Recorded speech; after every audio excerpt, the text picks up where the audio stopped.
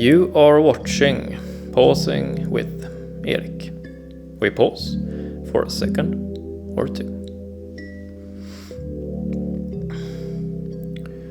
How do we keep life coherent when so much is changing?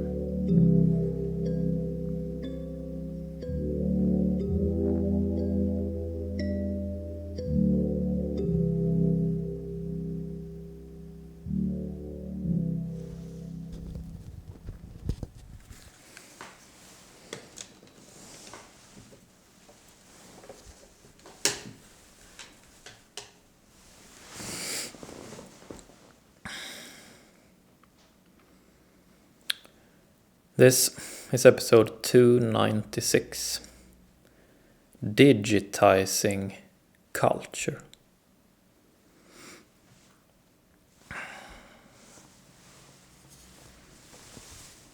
Today we are talking about predictability. Predictability is our sleep goal. It is the goal when we pause. It is our goal for our sleep situation. And our sleep situation is for when we fall asleep, when we sleep and dream, and when we wake up. So for those three sort of parts of sleep: falling asleep, sleeping and dreaming, and waking up. And predictability is our goal for our sleep situation. It's sort of the underlying logic behind sleep.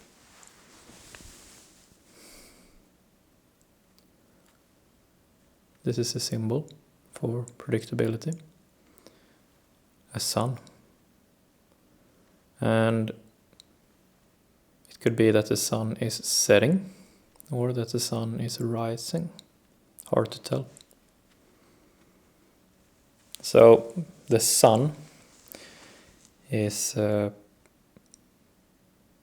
perhaps the perfect image for predictability in our lives. The setting and rising of the sun is totally, completely, perfectly predictable. Every night the sun sets and every morning the sun rises. And it has always been that way and always will be. So when we think about predictability in our lives, the sun is sort of the perfect example of complete predictability. And our own lives, we, in relation to the sun, we are very unpredictable.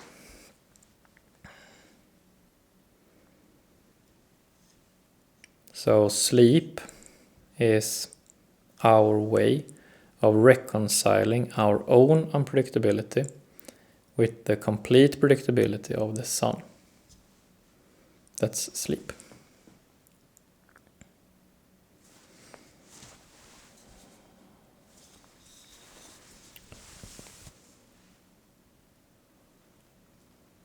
We pause and work towards a realistic sense of control.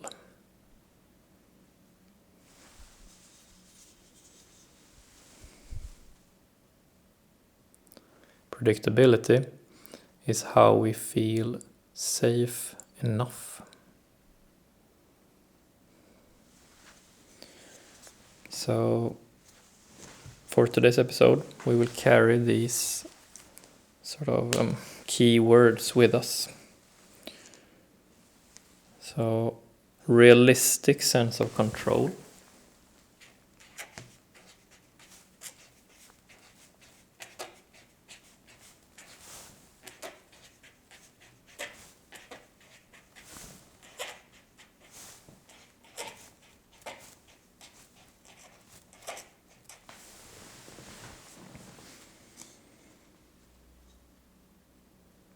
And safe enough.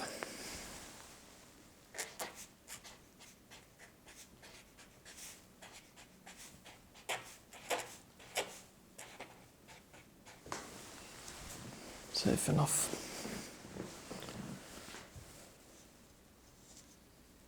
So why are we talking about predictability when it comes to today's subject? Today we're talking about digitizing culture.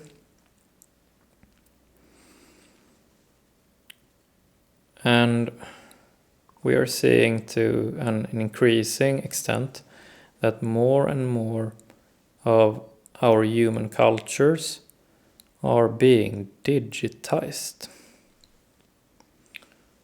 So we will also introduce two more terms here. Culture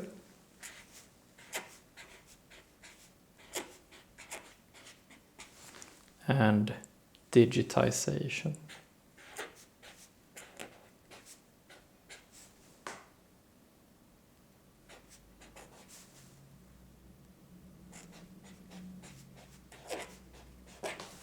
Difficult word. Digitization.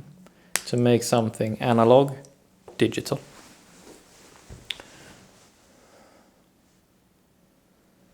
So I think that the digitization of culture is changing our everyday lives to a greater extent that we think.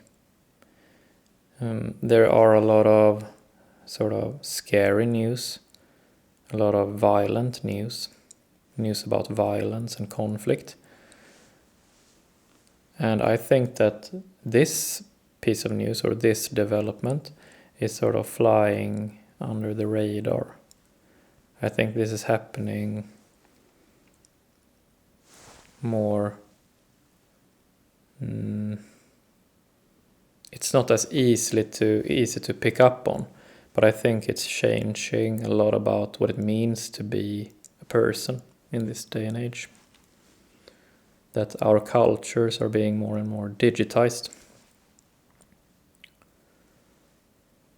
And in my native country, Sweden, where I am right now, our government has tasked some key museums and also a couple of public authorities to digitize a lot of Swedish culture. So a lot of written documents, texts, books, letters, a lot of art, a lot of objects which are sort of considered to be our heritage, the accumulation of Swedish endeavor throughout the millennia. A lot of this is now being tasked to be digitized. And it's being done in a very fast pace. And I think it's a good idea to pause and just consider what could it actually be that is being done now with this digitization of culture. And our sleep situation and predictability has to do with everything that is about us feeling safe enough in life, safe enough to live, safe enough to make sense of everything, safe enough to fall asleep at night, and safe enough to get up out of bed in the morning to have a new day.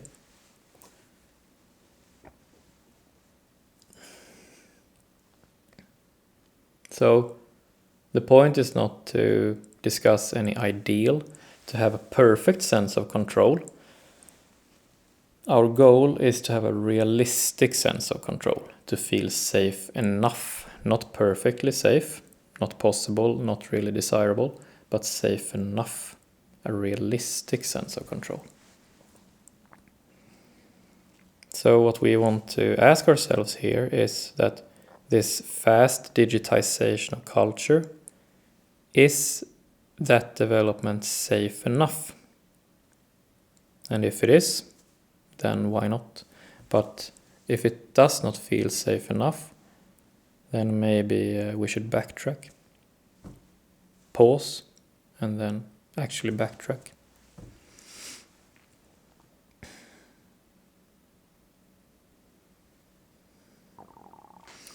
So today's subject, digitizing culture, has two terms in it which are or can be difficult to define: culture and digitization. So I think maybe it can get a little bit more tangible if we paint a picture for it. So if we imagine culture and cultures in plural to be like these more or less separate domains, maybe domains of behavior and ideas. Let's make 4 of these. These are different cultures. And I think we can talk about this subject without over-defining what a culture is or is not, because the dynamics between culture and digitization is perhaps more important than what cultures actually are. So let's say that these are the cultures, and then the digitization, that's a process. Let's make some arrows here. It's a process, the digitization process. And once the cultures have been digitized, they have been digitized into something new, or something additional at least.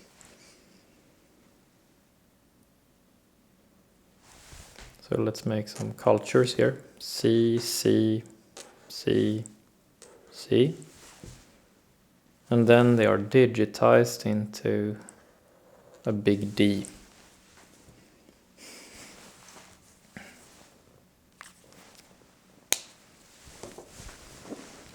What I think is fruitful to pause with is this process, that we have a multitude of cultures, and now they are increasingly being digitized into something new.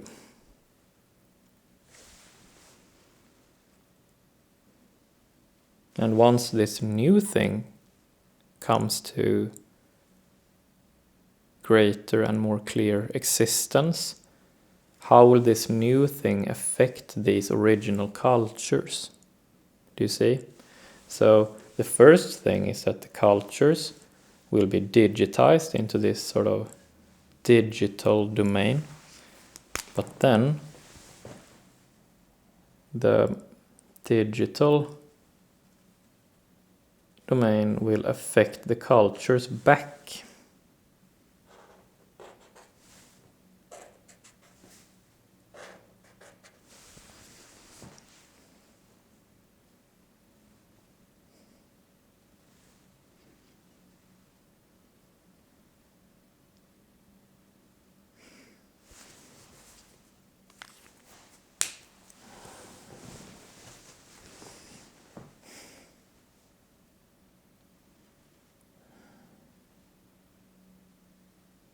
And I think this is an important question to continuously ask ourselves. To not decide upon everything all at once, but to pause every once in a while and ask ourselves, does this feel safe enough? Does it feel like we are retaining our realistic sense of control in all this? Can we still fall asleep at night? Do we still want to get up in the morning?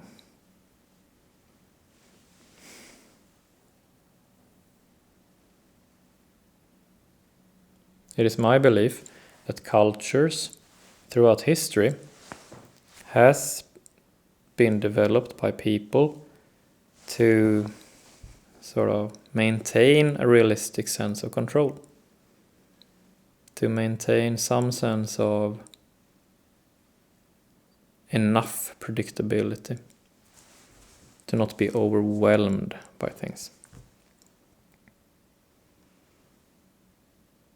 And this dynamics between the cultures and the sort of digital entity, call it perhaps the internet or the supercomputers being built or some kind of decentralized digital network. It's hard to sort of grasp what it is that we are creating now. And we are sort of feeding our cultures into this unknown vast entity. And I can hear when I'm talking about this that a lot of it does not really feel safe enough. A lot of it feels rushed.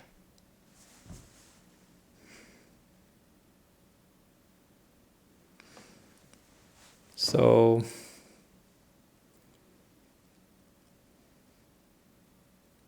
I'm not really sure what to make of this. I feel as I'm talking about it that I feel that this development becomes more scary feeling the more we talk about it.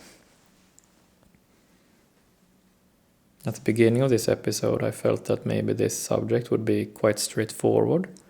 And now, once we have sort of defined some terms and drawn this picture, it can feel like, maybe this is not as straightforward as we originally thought. And this digitization is being fast-tracked now.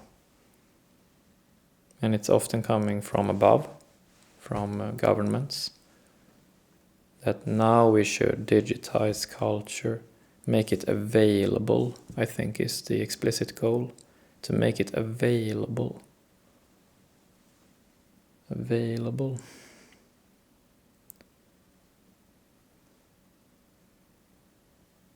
So perhaps the conclusion is that we are standing between two alternatives maybe, or like a spectrum of availability of culture. Availability versus predictability.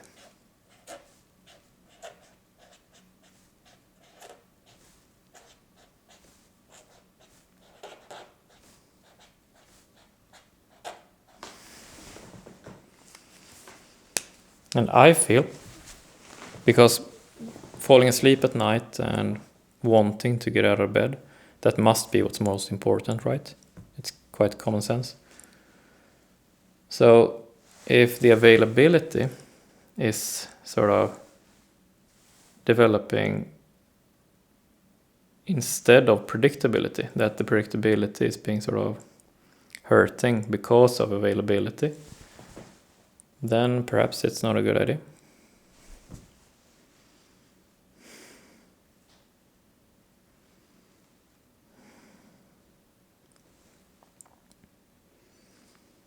And we are seeing more and more people wanting to preserve cultures or protect cultures or attempt to isolate cultures and sort of protect them from this reach, the reach of digitization.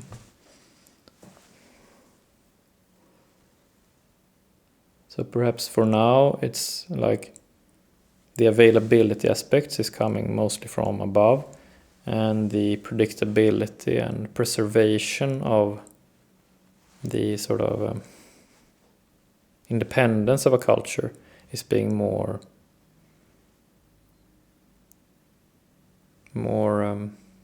accentuated from below.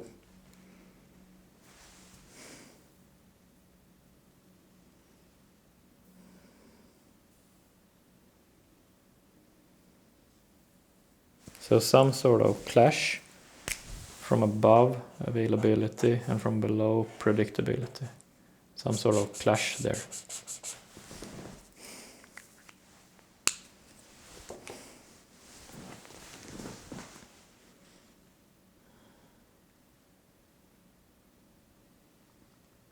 Mm.